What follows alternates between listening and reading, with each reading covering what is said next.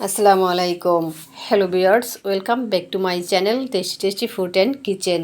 Viewers, আজ আমি কী recipe share করব আপনারা দেখেই হয়তো বুঝতে পেরেছেন। এই রেসিপিটি আমরা ট্রাভেলেই বেশি খেয়ে থাকি, লঞ্চে, গাড়িতে অথবা ফেরিতে। তবে এক কথায় পপুলার রেসিপি বলা যায়। ট্রাভেলের সময় আমাদের খুব প্রয়োজন হয়, তাই আমি ভিডিওতে খুব সহজভাবেই দেখানোর চেষ্টা করেছি যাতে আপনারা এই রেসিপিটি বাসায় পারফেক্টলি তৈরি করতে পারেন। তাই ভিডিওর সাথে থাকছে কিছু টিপস অ্যান্ড ট্রিক্স। আপনারা দেখছেন টেস্টি টেস্টি ফুড অ্যান্ড কিচেনের রান্না। আজকের রেসিপি ক্রিসপি মটর ভাজা। আমি একটি বাটি নিয়ে নিয়েছি। এখন নিয়ে নেব হাফ কাপ মটরশুঁটি, অথবা ডাবলি বলতে পারেন, চটপটির ডালও বলতে পারেন। একটু পানি দিয়ে ধুয়ে নেব, তারপর ভিজিয়ে রাখবো।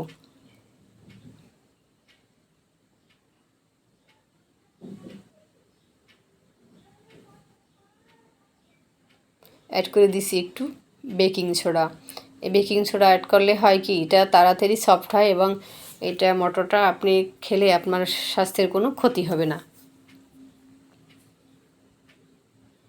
আমি আরেকটি বাটি নিয়েছি, কারণ আমি দুটো মটর ভাজা আপনাদেরকে করে দেখাবো, যে দুটোই আমরা সাধারণত কিনে খেয়ে থাকি। এখানেও আমি হাফ কাপ মটর নিয়েছি।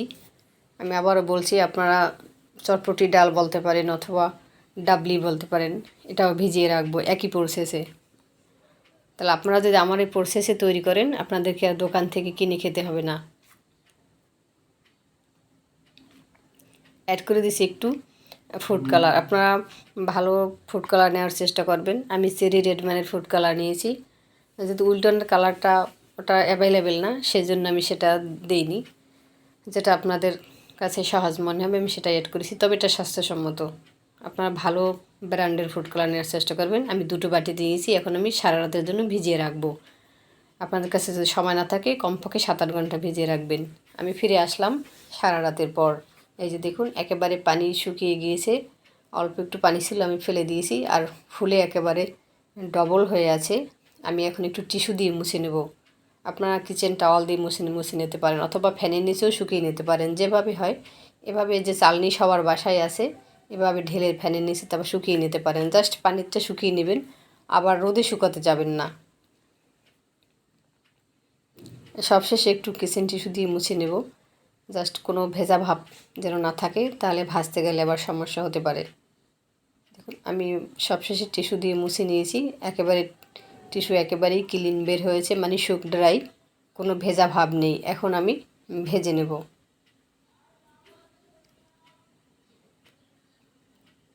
আমি গ্যাসের চুলায় প্যান বসিয়ে দিয়েছি।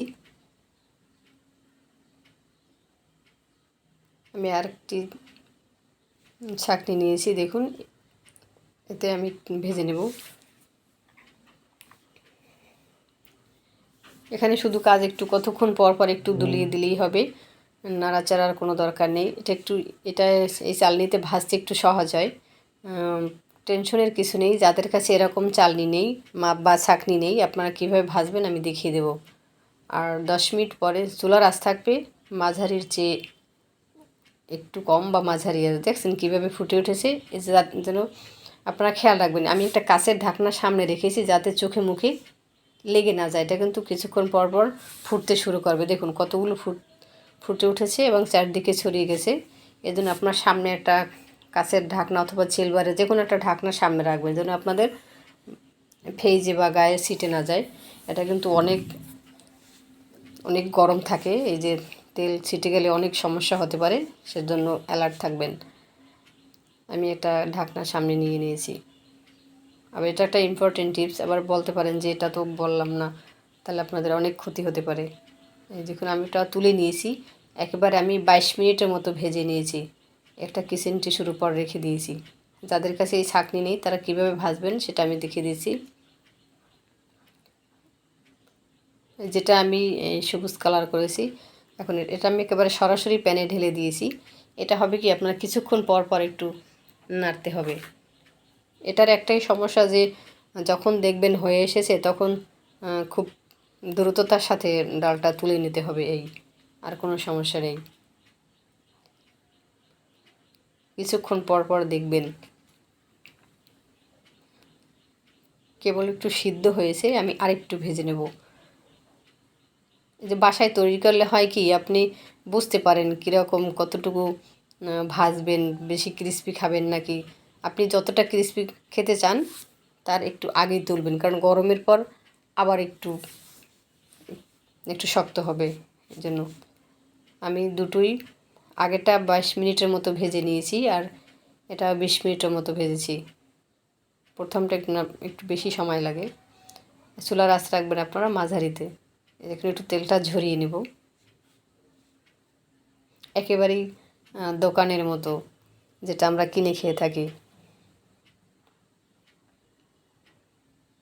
এভাবে ছাঁকনিটা 5 মিনিটের মতো রেখে দেবেন, তেলটা ঝরিয়ে নেবেন, তারপর কিচেন টিস্যুর উপর রাখবেন। এই আমি এখন কিচেন টিস্যুর উপর ঢেলে নিচ্ছি।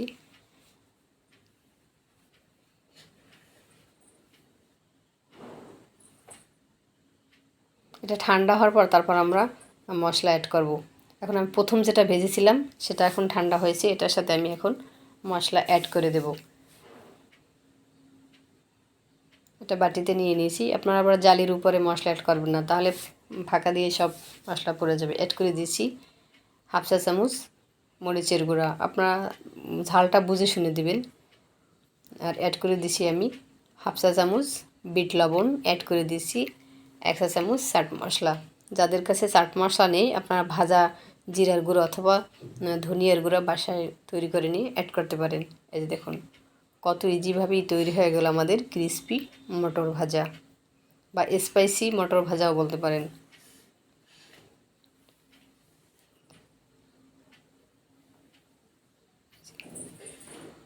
আমি আবার বলছি, আপনারা যদি আমার রেসিপি ফলো করেন এবং টিপসগুলো হুবহু ফলো করেন, তাহলে আপনাদেরকে দোকান থেকে আর কিনে খেতে হবে না। দোকানের চেয়ে আপনারটা একটু টেস্টি হবে এবং হেলদি হবে।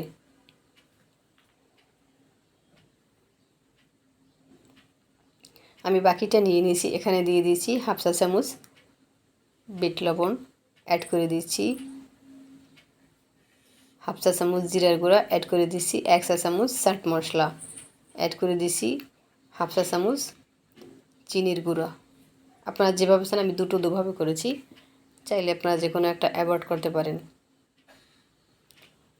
অল্প একটু গুঁড়া চিনি অ্যাড করেছি 1 চা চামচের 3 ভাগের 1 ভাগ, অ্যাড করে দিচ্ছি হাফ চা চামচ মরিচের গুঁড়া।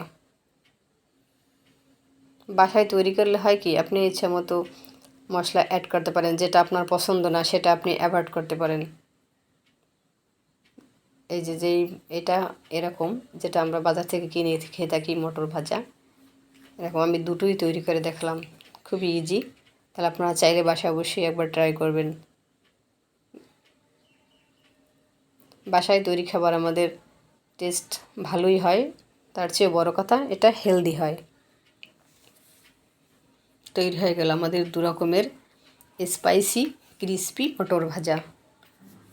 তাহলে সময় পেলে অবশ্যই একবার ট্রাই করবেন। তাহলে আপনার যদি ট্রাভেলে কোথাও যেতে চান, বেশি করে আপনি তৈরি করে নিতে পারবেন। এটা তাহলে আপনার অনেক উপকারে আসবে এবং আপনার আর্থিক সাশ্রয় হবে। তাহলে ভিডিওটি ভালো লাগলে একটি লাইক দিন, ফ্রেন্ডস আর ফ্যামিলির সাথে শেয়ার করুন। যারা আমার চ্যানেলে নতুন এসেছেন, মজার ভিডিও পেতে চ্যানেলটি সাবস্ক্রাইব করে অল বাটন ক্লিক করে রাখুন, যাতে আমি যখনই ভিডিও আপলোড করব সবার আগে আপনার কাছে নোটিফিকেশন পৌঁছে যায়। কথা হবে নেক্সট ভিডিওতে নতুন রেসিপিতে। ততদিন আল্লাহ আপনাদেরকে ভালো রাখুক, সুস্থ থাকুন, নিরাপদে থাকুন।